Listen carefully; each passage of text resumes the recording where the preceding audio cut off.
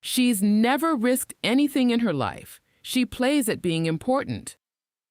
My aunt said that into a microphone at a memorial for fallen rescue workers, while the mother of the boy I carried off a mountain was standing 6 feet behind her, holding a wreath. My name is Laurel Townsend. I'm 40 years old. I've spent 18 years on a volunteer alpine search and rescue team in Summit County, Colorado. And the woman who just told 200 people I was a fraud has never set foot above 9,000 feet in her life. But I need to back up. Because if I'm going to tell you what happened at that podium, you need to understand what it cost me to be standing there in the first place. My father built our cabin. Not contracted, built. David Townsend, ski patroller. 26 years on the mountain. He cut the logs from beetle kill pine, he cleared himself, notched them by hand, and hauled them with a pulley system he rigged to his truck. The cabin sat at 10,200 feet on a half-acre parcel outside Breckenridge. No insulation in the original walls. Wood stove heat. The pipes froze every January, and every January he fixed them. He died in an avalanche when I was 22. The slide was on the north face of Peak 8. He was running a sweep after patrol closed the area, checking for stragglers. A cornice broke above him. They found him 11 minutes later. Beacon signal strong. Pulse gone. I was in my second year of nursing school in Denver when I got the call. I drove 90 miles in a snowstorm with one working headlight and arrived at the patrol station in time to see them bring down the sled. I dropped out 3 weeks later. Moved into the cabin, joined Summit County Search and Rescue as a probationary member before the snow melted. My Aunt Pauline called it a grief reaction, said I'd come to my senses. That was 18 years ago. The thing about mountain rescue is nobody sees it. There are no uniforms with shiny buttons, no corner offices, no closings, no commission checks, no client dinners at the Broadmoor. You get a pager. You get a pack. You get called at 2 in the morning when the weather's doing something that would keep any reasonable person indoors, and you go out into it. I've been on 163 operations, 11 body recoveries. I've pulled a hypothermic 7-year-old out of a mine shaft near Montezuma. I've carried a broken femur down a scree field in the dark. I've held a dying man's hand at 13,000 feet while the helicopter couldn't fly because the winds were gusting to 70.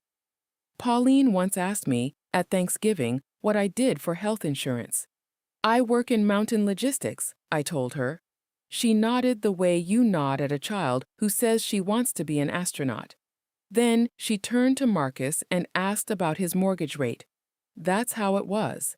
That's how it always was. Pauline measured the world in square footage and assessed value. She'd been a real estate broker in Colorado Springs for 30 years.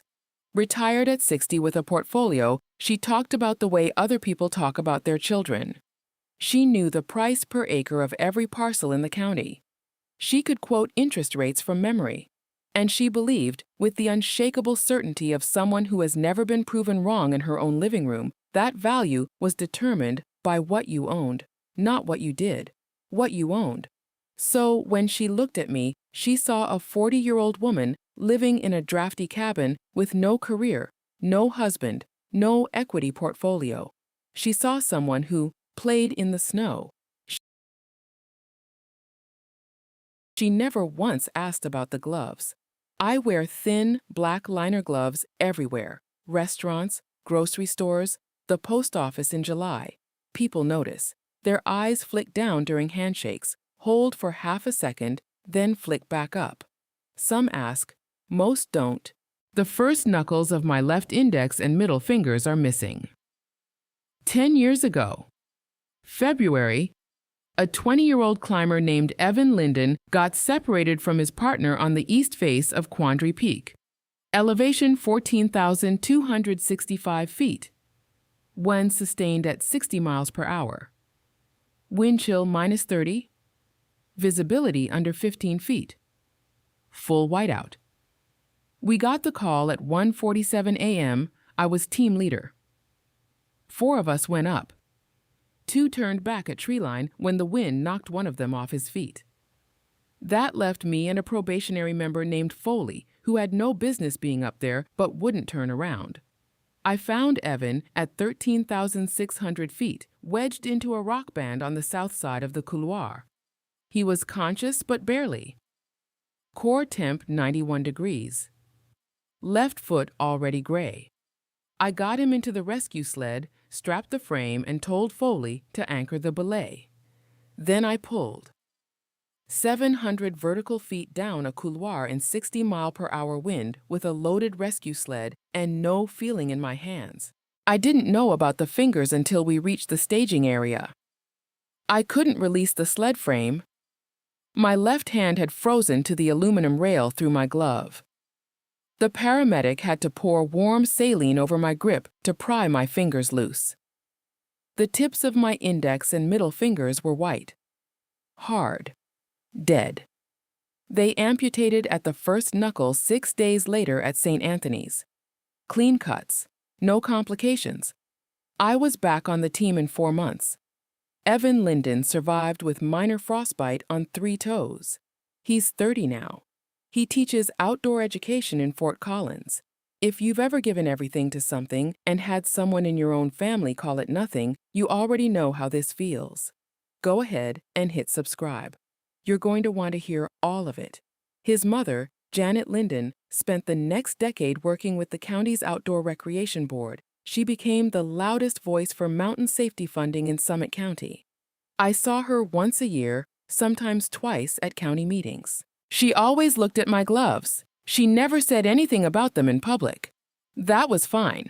I didn't do it for the credit. I did it because of a piece of electrical tape on the back of an obsolete avalanche transceiver that sits in my nightstand drawer. My father's handwriting, faded but legible. Find them. Bring them back. I kept his transceiver.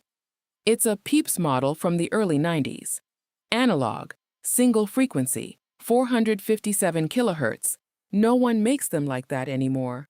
The battery compartment is held shut with a rubber band. It still powers on.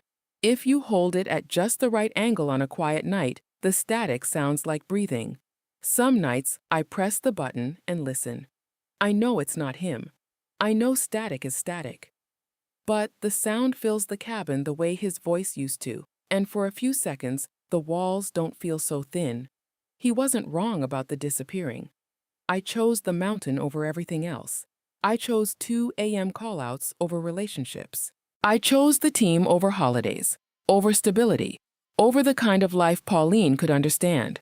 I had a woman who loved me once. She was patient and kind, and she waited for 3 years, and then she stopped waiting because I gave her nothing to wait for. I let her go. Not out of cruelty, because I couldn't promise her I'd come home, and she deserved someone who could. That's the cost. I carry it. But Pauline didn't see cost. She saw absence. And absence in her ledger was failure. The cabin was the last piece. My father left it to me. The deed was clear. His name on the title, transferred to me in his will, filed with the county in 2006. I paid the property taxes every year. I replaced the roof in 2019. I rechinked the logs every spring. That cabin was mine in every way a thing can belong to a person. But Pauline saw half an acre at 10,200 feet in a market where mountain properties were selling for $800,000, and she saw something she wanted. It started small. She stopped mentioning my father's name when she talked about the cabin. It became the family property. Then, the Townsend parcel. Then, at a Christmas dinner I wasn't invited to, my brother's place that nobody's maintaining. I was maintaining it. I was living in it. Then she removed my father's name plaque from the front door, a hand-carved sign he'd made from a piece of aspen. D. Townsend. She took it down during a visit and replaced it with a generic brass number plate.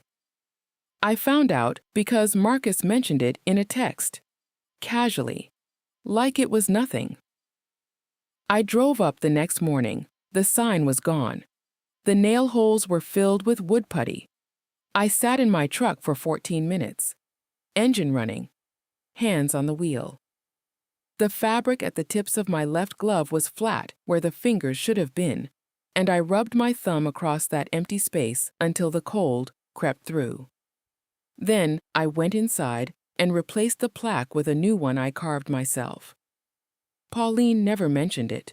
She just moved to the next step. She crossed my name off the property tax correspondence. She told the county assessor's office I had no legal claim to the property. She filed an insurance policy on the cabin listing herself as sole owner. And she pressured Marcus into backdating a property transfer document that said my father had signed the cabin over to her before he died. My father died in February 2006. The document was dated January 2006. Marcus's signature was the witness line. Marcus was 17 in January 2006. He was a junior in high school in Colorado Springs. He'd never seen the inside of a title office. But Pauline had leverage. She'd co-signed Marcus's mortgage. She held the note on his truck. She reminded him regularly that everything he had came through her. Marcus knew the document was a lie. He signed it anyway. I found out about the insurance claim 3 months before the memorial. My attorney, a woman named Beth Hadley, who handles property disputes in Summit County, pulled the filing during a routine title search. She called me on a Tuesday. "Laurel, your aunt filed a claim with Mountain West Insurance listing herself as sole owner of the cabin. There's a transfer document attached. It's dated a month before your father died." I didn't say anything for a long time. "The witness signature is your cousin Marcus." "He was 13, I said. "I know." Beth filed a subpoena for the original deed that afternoon. The county had it, my name, my father's will, clean chain of title. Pauline's document was a fabrication, and the moment it hit a courtroom, everyone would know it. But the memorial was first. The Summit County Fallen Rescuers Memorial happens every September at the Trailhead Pavilion off Highway 9. It honors the men and women who died doing what I do. My father's name is on the wall. 3rd column. 4th row. David Townsend, Ski Patrol, 2006. This year, the county had invited family members to speak. Pauline had put herself on the list. Not me, Pauline. She'd contacted the event coordinator directly, introduced herself as David Townsend's sister, said she wanted to honor his legacy. The coordinator never called me. Why would she? Pauline sounded like family. She sounded like she belonged. I found out 2 days before the ceremony when I saw the program. Pauline's name. A 5-minute speaking slot, right before the wreath laying. I drove to the pavilion the morning of the memorial. September air, thin and sharp, carrying the first bite of fall. The aspen were just starting to turn, gold edging into green along the ridgeline. The parking lot was already half full at 9. I walked to the seating area, white folding chairs arranged in rows, a podium draped in blue. The granite memorial wall behind it, names carved deep enough to last a century. The front row was marked Family. I found my name card. It wasn't in the front row. Pauline had moved it, back corner, behind the sound equipment pillar. I could see the front row from my seat only if I leaned sideways. My card had been placed face down, as if someone had dropped it there by accident. I picked it up, turned it over. Laurel Townsend. My name in the handwriting of someone who'd written it on seating charts for 40 years. I set it back down, sat in the chair, folded my gloved hands in my lap. The fabric at the tips of my left glove was flat and empty. I rubbed my thumb across it, slowly. Once, 200 people filled the chairs around me. The ceremony began. A color guard from the county sheriff's department, a prayer, a roll call of names. My father's name read aloud by a man who never met him. Then Pauline walked to the podium. She was wearing a tailored gray blazer, pearl earrings. She set her reading glasses on the podium and adjusted the microphone with the practiced confidence of someone who'd spent 30 years closing on properties worth more than most people's lives. She talked about my father, his courage, his dedication, the way he loved the mountains. She called him my brother David 4 times. She told a story about him teaching her to ski when she was 12. I'd never heard that story. I'm not sure it happened. Then she looked out at the crowd. And she said it. David gave everything to these mountains. He understood sacrifice, real sacrifice. She paused, adjusted her glasses. I wish I could say the same for everyone in this family, but some people, well, they've never risked anything in their life. They play at being important. They put on the gear and they show up for the photos, but when it comes to real commitment, real sacrifice. She shook her head slowly. David deserved better. She didn't say my name. She didn't have to. Everyone in that front row turned to look at the back corner. At me. I didn't move. I didn't stand. I pressed my thumb against the empty fabric of my left glove and held it there until the stitching bit into skin. What Pauline didn't know, what she couldn't have known from her seat at the podium surveying 200 faces, was that the woman standing just behind the memorial wall, holding a wreath of blue columbine for the fallen, had stopped walking. Janet Linden had heard every word. Janet set the wreath down on the granite ledge. Gently. The way you set something down when your hands need to be free. I watched it happen from behind the pillar. The blue columbine petals trembled against the stone in the thin September wind, and Janet's fingers released the wire frame one at a time, deliberately, the way someone counts to 10 before speaking. Pauline was still at the podium. She'd moved on to logistics. Something about the family cabin, about preserving David's legacy properly, about how certain assets needed to be managed by people with real financial understanding. She was building towards something. I could hear it in her cadence. The same rhythm she used at closings. Set the terms. Frame the narrative. Get the signature before anyone reads the fine print. 200 people sat in white folding chairs and listened to my aunt explain why my father's memory should be managed like a real estate portfolio. I rubbed my thumb across the empty tips of my left glove. The stitching pressed into the scarred nubs underneath.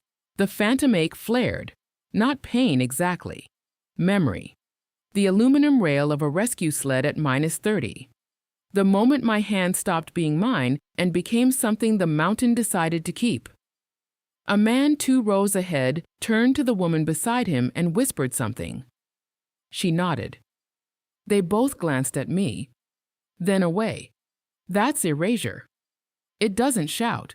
It redirects attention until you stop existing in the room. Pauline gripped the podium edges. David would have wanted the family to come together around what matters. Not hobbies, not weekend volunteerism. He was a professional. He understood that legacy is about stewardship, about real investment. She emphasized real the way she always did, like a stamp coming down on a document. Someone near the front shifted in their chair.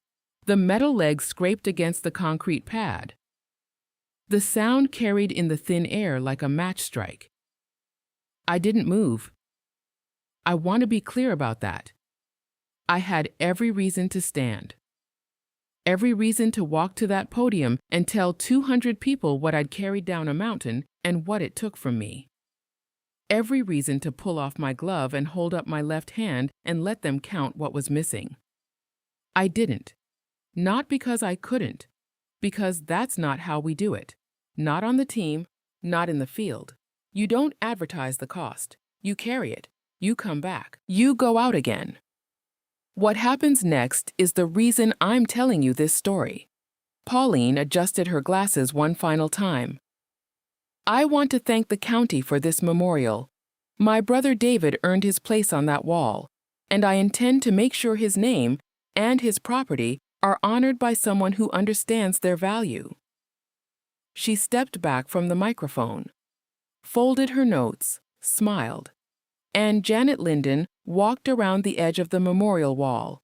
Janet is 55, lean, sun-weathered in the way that only comes from years of standing at trailheads waiting for news. She was wearing a dark blue fleece and hiking boots. No jewelry, no blazer. Her hands were bare. She'd taken off her own gloves and was holding them crumpled in her left fist. She didn't rush. She didn't charge the podium. She walked the way someone walks when they've rehearsed nothing and decided everything. The event coordinator stepped forward.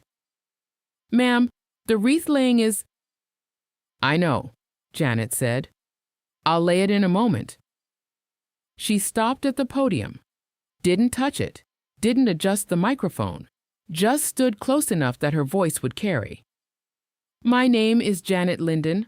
I serve on the Summit County Outdoor Recreation Board. I'm here to lay the wreath for this year's fallen rescuers." She paused. "But I need to say something first." Pauline had been walking back to her seat. She stopped mid-step, turned. Her pearl earrings caught the light. Janet reached into the inside pocket of her fleece and pulled out a photograph. 4x6, creased at one corner. The kind of photograph that's been carried in pockets and purses and glove compartments for a decade. She held it up. "This is my son, Evan Linden. He was 20 years old in this picture." Her voice was steady. "He's strapped into a rescue sled at 13,000 feet on Quandary Peak. Wind chill was -30.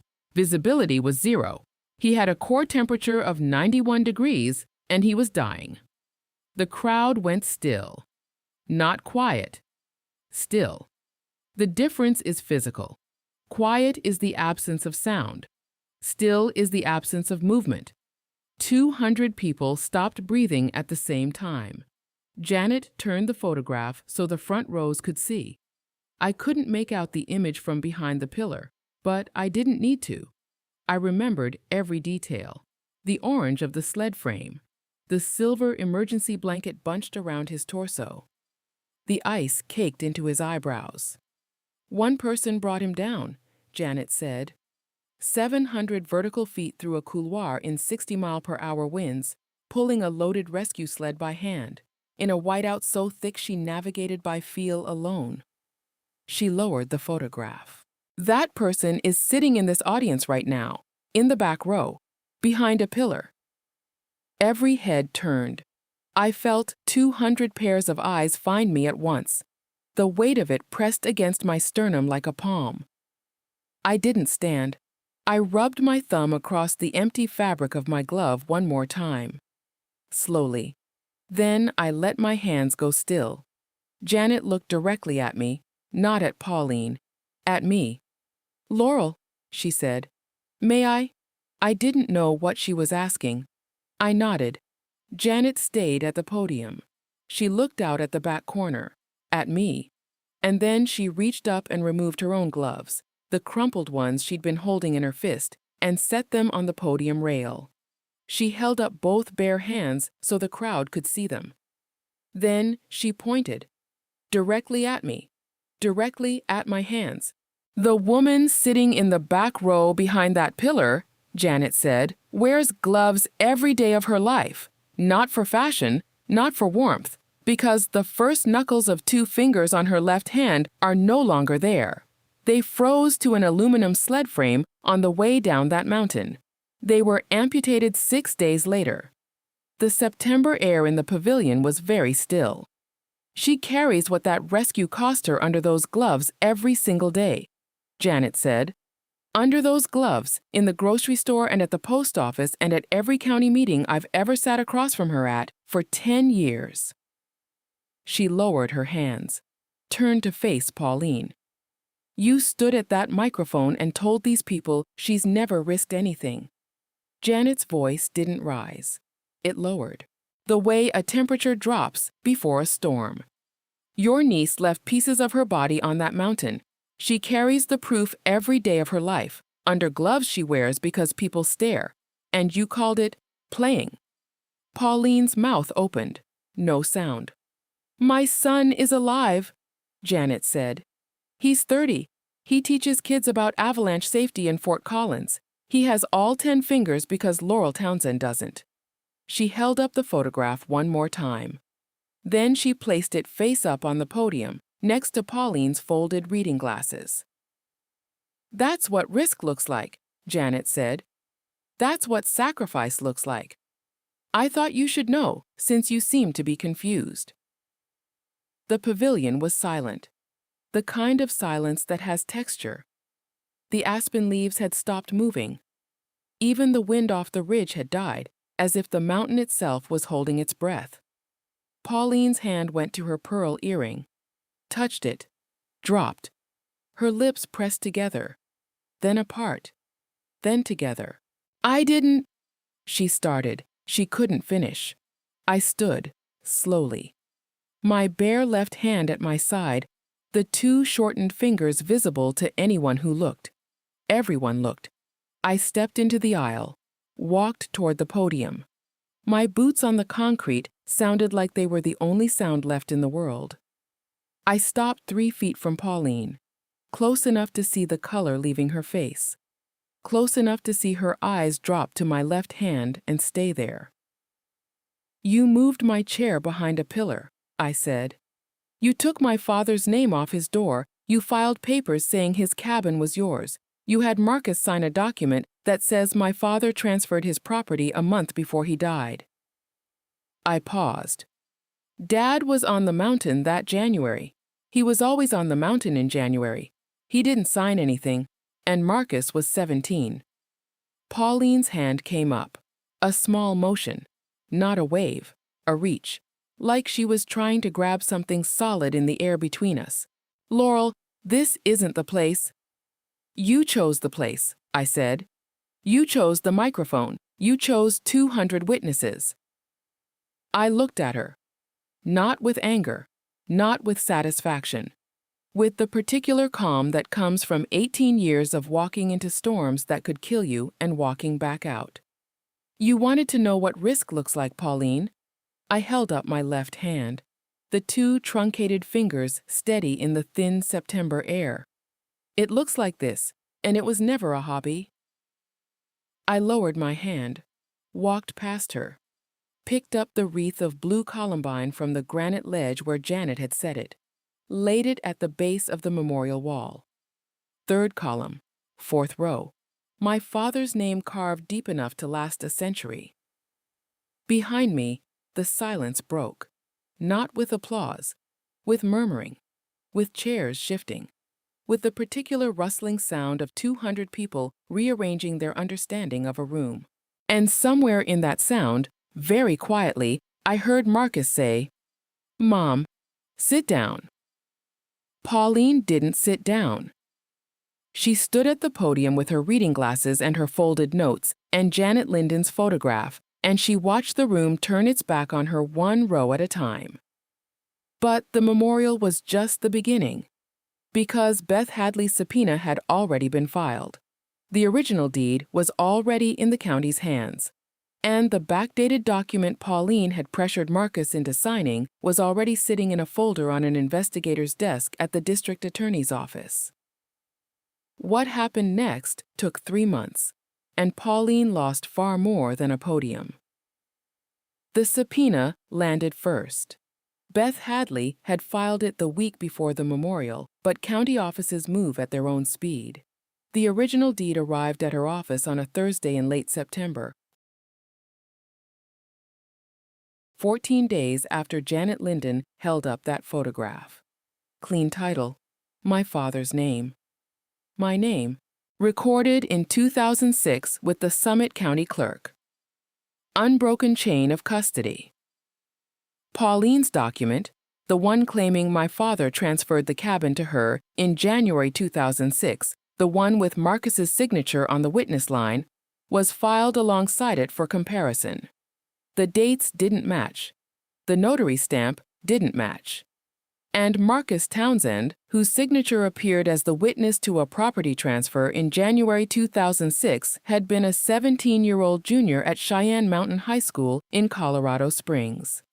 His school attendance records confirmed he was in class the day the document was supposedly signed. Beth pulled those records in an afternoon. The county investigator referred the backdated document to the district attorney's office for forgery in the first week of October. By November, Mountain West Insurance had opened its own investigation into Pauline's claim. She'd filed a property insurance policy on the cabin, listing herself as sole owner, using the fraudulent transfer document as supporting evidence. When the DA's referral hit, the insurance company's fraud division pulled the filing. They found that Pauline had submitted the forged document as proof of ownership to secure a policy valued at $412,000, the assessed replacement value of the cabin and the half-acre parcel it sat on. Insurance fraud, felony filing, forgery referral. I learned most of this the way you learn things in a small county. Not from Beth directly, though she kept me informed on the legal filings. From the spaces around it, Tom Hadley, Beth's husband, no relation to the law practice, just a coincidence of marriage, ran the hardware store on Main Street in Frisco. He mentioned to me in November, while I was picking up wood stain for the cabin's south wall, that Pauline had come in the previous week to buy a lock set. He'd asked her about the property, casually, the way people do. She'd gone pale and changed the subject. She paid cash, Tom said. She always used to put everything on her business account. She paid cash this time.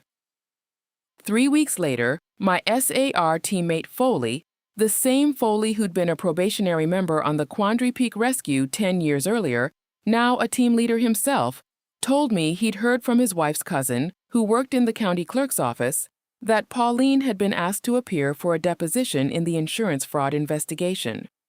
She'd hired an attorney from Denver, not a local, someone who charged $600 an hour and drove a black sedan that looked wrong in the parking lot outside the county building. The attorney didn't help.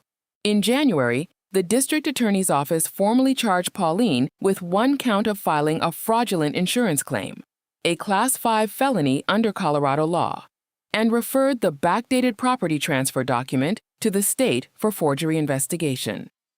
The insurance fraud charge alone carried a potential fine of up to $100,000 and 1 to 3 years.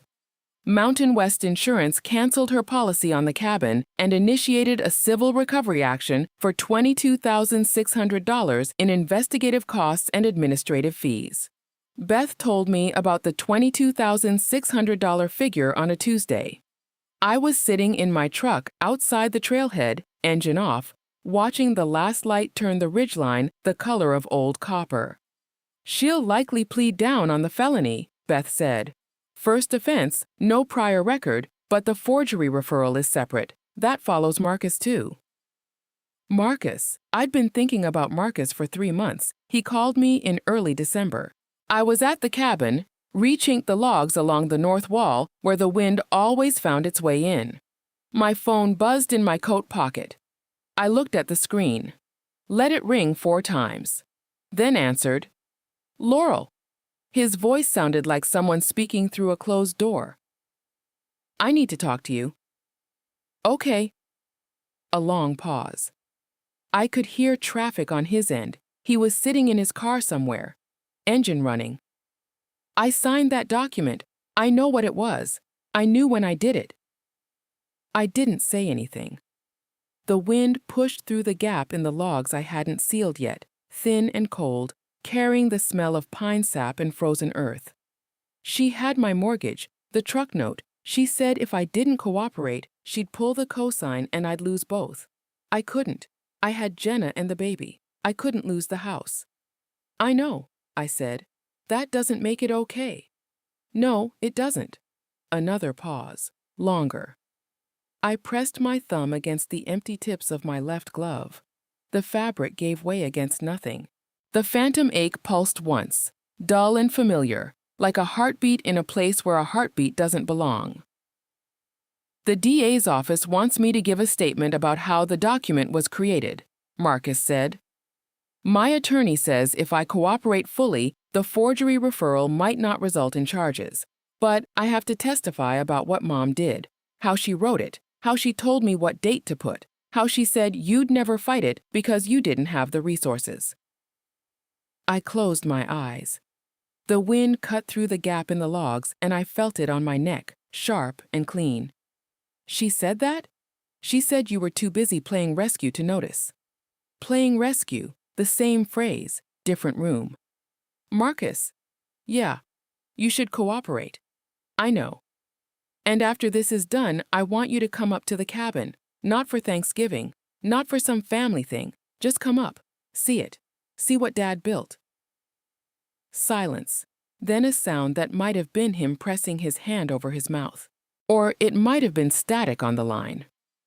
In the mountains, it's hard to tell the difference. Okay, he said. Okay.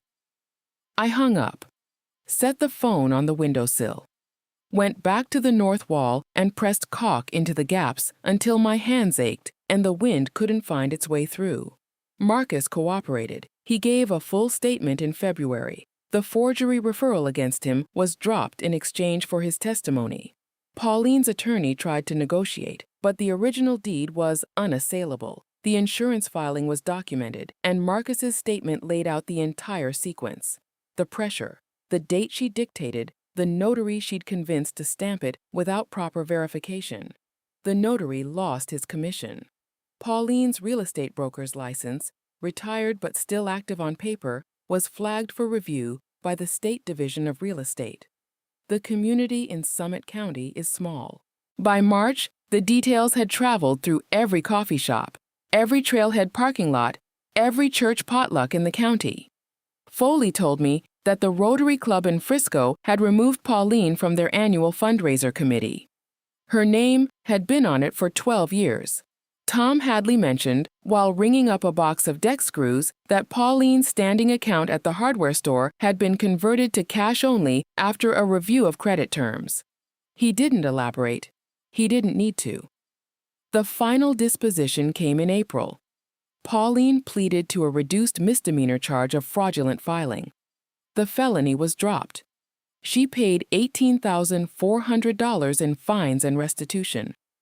Mountain West Insurance's civil recovery of $22,600 was settled separately. Total financial cost, $41,000. Her name was entered into the state's insurance fraud database, which meant no Colorado insurer would write her a policy without a surcharge for the next 10 years. The cabin was never in question.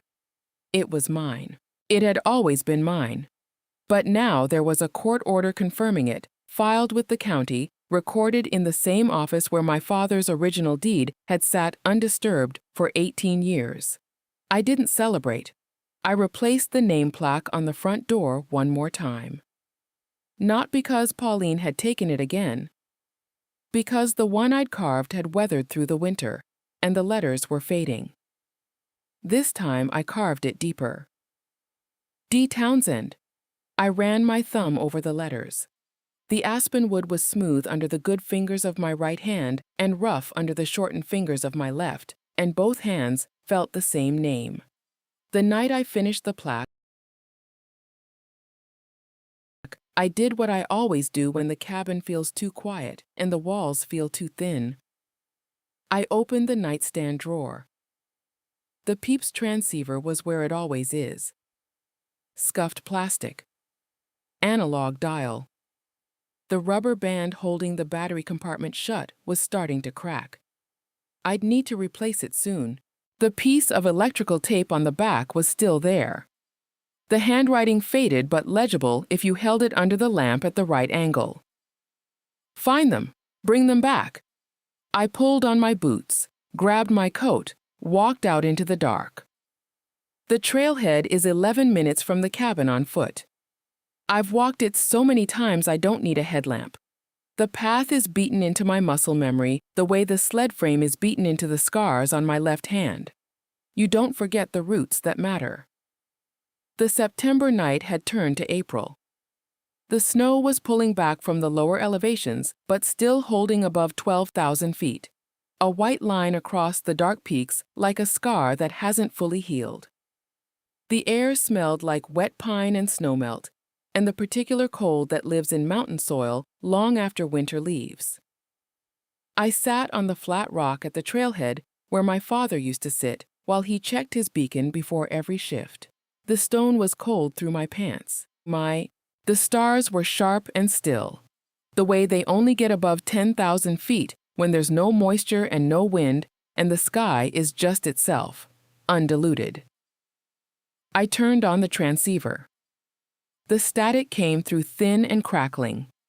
457 kilohertz, a frequency nobody uses anymore, a signal searching for a beacon that would never answer.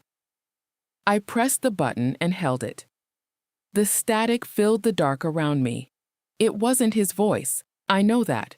It was electrons moving through old circuits, bouncing off nothing, returning empty. But it sounded like breathing. It sounded like the cabin when he was still in it, and the fire was low and the wind was pressing against the walls, and he was just there, present, alive, filling the space the way only a person you love can fill a space. I held the transceiver against my chest. The plastic was cold through my coat. The two shortened fingers of my left hand curled around the casing, and for once, they didn't ache. The mountains don't keep score. They don't care about deeds or insurance claims or who sits in the front row. They take what they take. Fingers. Fathers. Years you won't get back. And if you're still standing after all of it, they don't applaud. They just let you come back. That's enough. It's always been enough. If this story stayed with you, if you've ever given something that cost you a part of yourself, and the people closest to you called it nothing, I'd like to hear about it. Tell me in the comments what you carried that nobody saw. Tell me where you're watching from tonight. And if you haven't subscribed yet, go ahead and hit that button now. I've got more stories like this one, and I think you'll want to hear them. Like the video if it meant something to you. Hit the bell so you don't miss the next one. I'll be here.